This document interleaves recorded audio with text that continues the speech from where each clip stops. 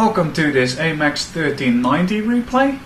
I'm playing the 1390 at this moment, and it's a really nice match. I believe it's one of my first ace tankers in this tank, but when I ground this tank, I think it was even before the ace tanker badges, certainly before the gun barrel ring patch. So I basically have none of the perks to show for all my time playing this thing. So we're up against a pretty good platoon, the M48 Patton and the T54 Lightweight. They're good players, so we need to take care not to lose too much HP to them early on. So I'm just poking here, spotting and trying to get some eyes out for my team. The team is splitting up quite nicely, and the 1390 itself is a really nice tank for randoms, although with the recent introduction of other tier 8 light tanks as well as tier 7 light tanks, I think it is sort of lacking in the gun department. While it's got a 6-shot autoloader, I think that 170 penetration for a tier 8 light tank is no longer of this current era in World of Tanks, with all the tier 7 scouts having about 180 pen on their guns, while this is a tier 8 which has less penetration on its gun. And fine, it has the autoloader, but that does not make it better, because even an autoloader with 170 pen will still ding most of the shots, so it's not really a reason. And it's also one of the reasons why I don't play this tank as much in randoms as I would like to, because the gun, unless you shoot premium ammo, is quite underwhelming, especially if you end up in tier 10 matches like this. So what I've been doing at the start of this match is just keeping eyes up for my team. I'm just spotting people and letting my team do all the damage, because yeah, 170 pen, not really going to do that. And I'm keeping eyes on this, trying to keep eyes on this 1390 over here. We can see that the enemy platoon of the Patton and the T54 Lightweight has pulled back. That is absolutely the right thing to do. And they're making themselves stay in the game and not dying. And the middle is now clear, so I'm moving up. And together with that, I start to load my clip of premium ammo, because the thing is, this is a predominantly tier 10 match, which is what you can expect in a tier 8 light tank. But the 170 pen will not be enough to reliably damage most of the tanks in this match, unless I can get their sides and their rear.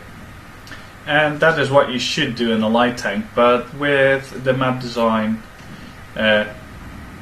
being like it is in World of Tanks, it is sort of hard to reliably get the sides of tanks without being shot at yourself.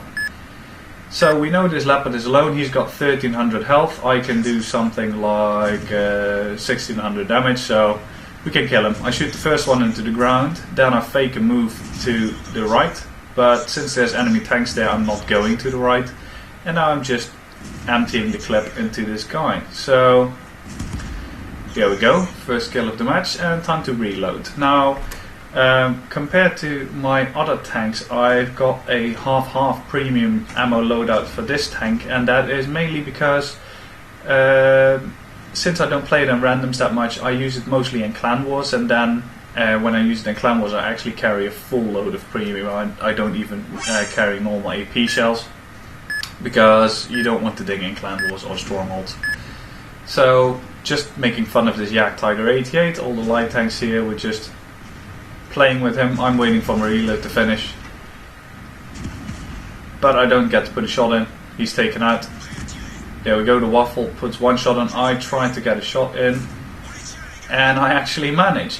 That's one of the other things about the 1390 that really needs a buff, and that is the gun characteristics, because the aim time is also way too long now. I don't know the exact figure, but coupled with the speed of this tank, you spend way too long normally aiming shots, especially since they buffed the inaccuracy on the move. You just spend way too long aiming with this thing. So now we have this T-135, and someone else shoots him in the butt, he turns his turret and then he shoots me. So I'm just staying here for now, hoping that my repair would be fast enough, but it's not, so I have to actually use my repair kit. So that's the second kill, 1800 damage and 4000 WN8, so it's looking quite well. And then I see this Waffenträger. I didn't actually look at the minimap, so I forgot that he was alive. Luckily someone else takes him out. And I'm reloading again, need a full clip of ammo for this next engagement. I'm telling the team to cap no excuse, because the thing is though, there's still some good players alive, and I've seen matches like this lost, especially if the enemy is smart and turns around to engage us frontally. So we'll have to just wait and see what they do. And it turns out they're not really smart, luckily. They're all having their ass towards us. I'm just being careful, trying to get a shot in. And the thing with the IS-7 is you want to aim at the actual suspension of the thing, because otherwise your shot will just vanish like the IS-3 pretty much. So I am not wasting any shots. This is premium ammo after all, so I need to make sure that this does damage. And here we find the IS-7 again. So shoot one into his engine, second into his engine, and a killing shot. So now we've got 2 shots left. See the E100. And of course my shot dings off his ass, so now I've got 1 shot remaining, 3 enemy tanks, and there's this mouse, and I've got my eye on him. I'm not on a particular mission, I was just waiting for him to fire. He does, so I move in, want to kill him, but then I make this new mistake and I didn't know there was a little ledge there, so I lost my tracks and got killed by this Toronto. And yeah, that was basically the match. So that is an Ace Tanker badge in the AMX 1390, as well as an Orlik medal, and yeah, 8,288 WN8 in total, 2,938 damage and 1,367 base XP. So I really hope you enjoyed this match as much as I did playing it, and see you next time.